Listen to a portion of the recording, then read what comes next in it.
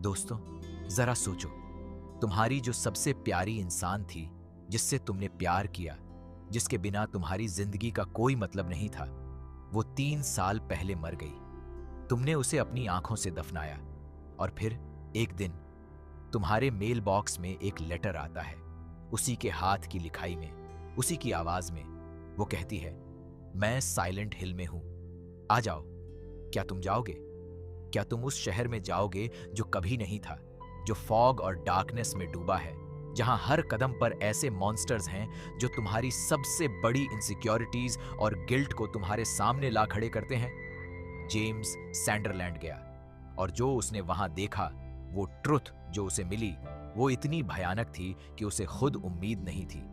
यही है return to Silent हिल, 2026 की वो साइकोलॉजिकल हॉरर फिल्म जो तुम्हें डराएगी नहीं, बल्कि तुम्हारे अंदर घुसकर तुम्हें खुद से डराएगी। तो लाइट्स बंद करो, अकेले बैठो और तैयार हो जाओ उस फॉग में उतरने के लिए, क्योंकि साइलेंट हिल एक जगह नहीं है, यह एक फीलिंग है। कहानी शुरू होती है जेम्स संडरलैंड से। जेरेमी अर्वाइन ने इस किरदार को जिस रिस्ट्रेंट और इनर पेन के साथ जिया है, वो इस फिल्म की सबसे बड़ी ताकत है। जेम्स एक टूटा हुआ इंसान था। उसकी पत्नी मैरी, हन्ना एमिली एंडरसन ने मैरी को जो फ्रेजाइल येट ब्यूटीफुल क्वालिटी दी है, वो हर फ्लैशबैक में तुम्हारा दिल भारी कर देती है। 3 साल पहले एक मिस्टीरियस इलनेस की वजह से गुजर गई थी। जेम्स तब से एक घोस्ट की तरह जी रहा था, न जिंदा न मरा। उसके दिन गुजरते थे बस, कोई मकसद नहीं, कोई डायरेक्शन नहीं। वो उन यादों में जीता था जो उसे खाती रहती थीं। मैरी के साथ बिताए वो लम्हे, उनकी हंसी, उनकी बातें, वो सब जो अब कभी वापस नहीं आने वाला था। और फिर वो लेटर आया। कोई रिटर्न एड्रेस नहीं था, कोई एक्सप्लेनेशन नहीं था, बस कुछ लाइंस मैरी की हैंडराइटिंग में कि वो साइलेंट हिल में है और वो चाहती है कि जेम्स आए।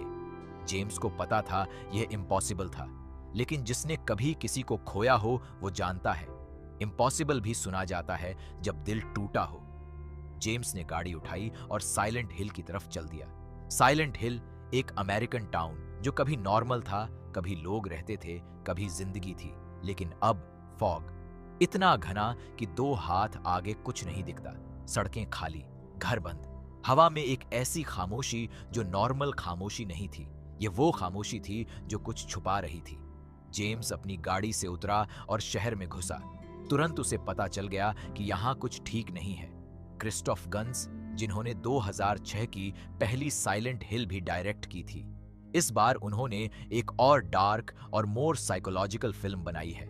पाब्लो रोसो की सिनेमाटोग्राफी ने उस फॉग को, उस डार्कनेस को, उन रस्ट कवर्ड वॉल्स को इस तरह कैप्चर किया है कि हर फ्रेम एक नाइटमेयर पेंटिंग की तरह लगता है। अकीरा यामाओका का म्यूजिक, जो साइलेंट हिल फ्रेंचाइज की सोल है, वो बैकग्राउंड में बजता है और तुम्हें उस ड्रेड में और डीप ले जाता है। शहर में घूमते हुए जेम्स की पहली मुठभेड़ हुई उन क्रिएचर्स से जो साइलेंट हिल को साइलेंट हिल बनाते हैं। ये क्रिएचर्स कोई रैंडम मॉन्स्टर्स नहीं थे, ये जेम्स की अपनी साइके से निकले थे, उसके गिल्ट का फिजिकल मैनिफेस्टेशन, उसके डर की बॉडी। एक ऐसा क्रीचर जो किसी मैनिक्विन जैसा था, twisted, broken legs, headless bodies, ये सब उस डिसोरिएंटेशन का प्रतीक था जो जेम्स अपने अंदर फील करता था। और फिर पिरामिड हेड। रॉबर्ट स्ट्रेंज ने इस आइकॉनिक मॉन्स्टर को जो फिजिकलिटी और मेनेस दी है, वो ओरिजिनल गेम और 2006 फिल्म की याद दिला देती है। पिरामिड हेड, वो जायंट इम्पोजिंग फिगर जिसके सिर पर एक बड़ा मेटल पिरामिड है, जिसके हाथ में एक मैसिव ब्लेड है, वो जेम्स का सबसे बड़ा नाइटमेयर था। लेकिन क्यों? यह सवाल पूरी फिल्म में जेम्स को और दर्शकों को हॉन्ट्स करता रहता है। शहर में जेम्स की मुलाकात हुई कुछ और लोगों से जो उस फॉग में खो गए थे। पहले मिली लॉरा। ईवी टेम्पल्टन ने इस किरदार को जिस इनोसेंस और मिस्ट्री के साथ निभाया है, वो रिमार्केबल है। लॉरा एक छोटी बच्ची थी जो उस शहर में अकेली घूम रही थी, बिल्कुल डरे बिना। जेम्स को हैरानी हुई, एक बच्ची यहां अकेली कैसे? लॉरा ने बताया, वो मैरी को जानती थी, हॉस्पिटल में उनकी दोस्ती थी। मैरी ने उसे स्टोरीज सुनाई थी, उसके साथ वक्त बिताया था। जेम्स के लिए यह एक और पहेली थी। मेरी तो 3 साल पहले मर गई थी, तो लॉरा उससे कैसे मिली? लॉरा के पास आंसर्स नहीं थे, या थे और वो बताना नहीं चाहती थी। वो एक एनिग्मा थी जो जेम्स को गाइड भी करती थी और कंफ्यूज भी। फिर मिला एडी डम्ब्राउस्की। पियर्स ईगन ने इस ट्रबल्ड कैरेक्टर को बेहद न्यूआंस्ड तरीके से निभाया है। एडी एक ऐसा इंसान था जिसे पूरी जिंदगी लोगों ने बुली किया था, जज किया था। उसके अंदर एक रेज थी जो साइलेंट हिल में आकर और बढ़ गई थी। एडी और जेम्स की बातें हुई, एक ऐसा कनेक्शन बना जो दोनों की लोनलीनेस से आया था। लेकिन एडी का डिसेंट, उसका धीरे धीरे उस डार्कनेस में डूबते जाना, यह फिल्म के सबसे डिस्टर्बिंग आर्क्स में से एक था। और एंजेला, ईव मैकलिन ने इस किरदार को जो हॉन्टेड क्वालिटी दी है। एंजेला एक ऐसी लड़की थी जिसके अपने डीमंस थे, अपने वॉन्ट्स थे। उसका सब प्लॉट इस फिल्म को और लेयर्स देता था। साइलेंट हिल हर उस इंसान को अपनी तरफ खींचता था जिसके अंदर अनरिजॉल्व्ड गिल्ट था, अनप्रोसेस्ड ट्रॉमा था।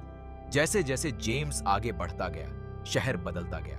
नॉर्मल फॉग कवर्ड साइलेंट हिल एक और डायमेंशन में शिफ्ट होती थी, जिसे अदरवर्ल्ड कहते हैं। वो जगह जहां वॉल्स रस्ट और ब्लड से कवर्ड होते हैं, जहां फ्लोर्स मेटल ग्रेट्स हैं, जहां चेन्स और केजेस हैं, जहां एक इंडस्ट्रियल नाइटमेयर है।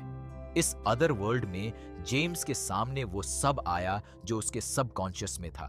फ्लैशबैक्स मेरी के साथ उनके रिलेशनशिप के, वो खुशी के मोमेंट्स जब मेरी हेल्थी थी, और फिर वो मोमेंट्स जब मेरी बीमार हुई, जब उसकी इलनेस ने उनकी जिंदगी को बदल दिया।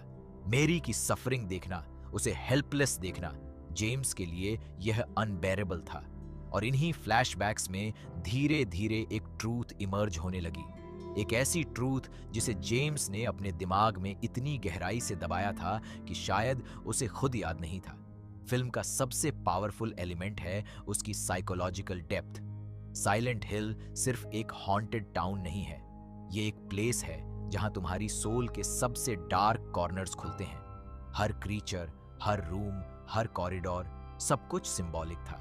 पिरामिड हेड सिर्फ एक मॉन्स्टर नहीं था, वो पनिशमेंट का एम्बॉडीमेंट था। वो जेम्स का पनिशमेंट था। खुद जेम्स ने उसे बुलाया था अपने गिल्ट से, क्योंकि जेम्स के अंदर कुछ था जिसे वो खुद नहीं जानना चाहता था। और जितना वो मैरी को ढूंढता गया, जितना वो उन कॉरिडोर्स में आगे बढ़ता गया, उतना ही वो ट्रूथ उसके करीब आती गई। साइलेंट हिल के उस हॉस्पिटल में जहां मैरी को आखिरी बार रखा गया था, जेम्स को वो मिला जो उसे नहीं मिलना चाहिए था। मैरी वहां थी, लेकिन वो मैरी जो लेटर में थी, वो मैरी जिसकी यादें थीं, और वो मैरी जो उसके सामने थी, इनके बीच एक गैप था, और उसी गैप में थी वो ट्रूथ। जेम्स को याद आया वो रात, वो मोमेंट जो उसने अपनी मेमोरी से मिटा दिया था। मैरी की सफरिंग इतनी अनबेरेबल हो गई थी, उसका दर्द देखना जेम्स के लिए इतना इम्पॉसिबल था कि उस रात जेम्स ने एक ऐसा डिसीजन लिया जो किसी को भी नहीं लेना चाहिए। उसने मैरी को उस सफरिंग से मुक्त किया अपने हाथों से, और फिर उसने यह मेमोरी दफन कर दी इतनी गहराई में कि उसे खुद नहीं पता था कि यह हुआ था। साइलेंट हिल ने उसे यहां इसीलिए बुलाया था ताकि वो इस ट्रूथ का सामना करे, ताकि वो खुद से भागना बंद करे। यह रेवलेशन इस फिल्म का इमोशनल कोर है। जेम्स एक मर्डरर था, लेकिन एक ऐसा मर्डरर जिसने प्यार में यह किया, जिसने अपनी पत्नी के दर्द को खत्म करने के लिए यह किया। लेकिन गिल्ट, चाहे रीजन कुछ भी हो, किसी के लिए माफ नहीं होता जब तक खुद माफ नहीं किया जाता। पिरामिड हेड इसीलिए था जेम्स के पनिशमेंट की डिजायर का एम्बॉडीमेंट। जेम्स ने खुद को सजा देने के लिए उसे बुलाया था, और अब जब ट्रुथ सामने थी, पिरामिड हेड का पर्पस खत्म हो गया। वो मॉन्स्टर्स जो जेम्स के गिल्ट से बने थे, वो डिसॉल्व होने लगे। मैरी के साथ वो आखिरी कॉन्फ्रंटेशन जो रियल था और विजन भी, वो फिल्म का मोस्ट डेवस्टेटिंग और मोस्ट ब्यूटीफुल सीक्वेंस था। मैरी ने जेम्स को माफ किया। उसने उसे बताया कि उसने जो किया वो लव था, चाहे उसका नाम कुछ भी हो। हैना एमिली एंडरसन ने उन आखिरी सीन्स में जो वल्नरेबिलिटी और ग्रेस लाई है, वो इनक्रेडिबल है। जेम्स को एक चॉइस थी, उस गिल्ट में डूब जाए और साइलेंट हिल में हमेशा के लिए खो जाए, या उस ट्रूथ को एक्सेप्ट करे और आगे बढ़े। ये फिल्म का एंडिंग जो एम्बिगुअस है और हॉन्टिंग है, वो तुम्हारे साथ थिएटर से बाहर निकलता है। तुम जवाब ढूंढते हो और पाते हो कि शायद जवाब जरूरी नहीं, जो जरूरी है वो है confrontation. Return to Silent Hill Orpheus और यूरिडाइस की मिथ से इंस्पायर्ड है। एक ऐसे इंसान की कहानी जो अंडरवर्ल्ड में गया अपनी प्रिय को वापस लाने, और जो ट्रूथ उसे मिली वो उम्मीद से कहीं ज्यादा कॉम्प्लेक्स और पेनफुल थी। डायरेक्टर क्रिस्टोफ गैंस ने एक ऐसी फिल्म बनाई जो ट्रेडिशनल हॉरर नहीं है। ये एक साइकोलॉजिकल जर्नी है जो तुम्हारी अपनी गिल्ट, अपनी रिग्रेट्स और अपने अनरिजॉल्व्ड वुंड्स को तुम्हारे सामने रख देती है। अगर ये वीडियो अच्छा लगा तो लाइक जरूर करो और हमारे चैनल को सब्सक्राइब करना मत भूलो, क्योंकि ऐसी और रूह को हिला देने वाली कहानियां तुम्हारा इंतजार कर रही हैं।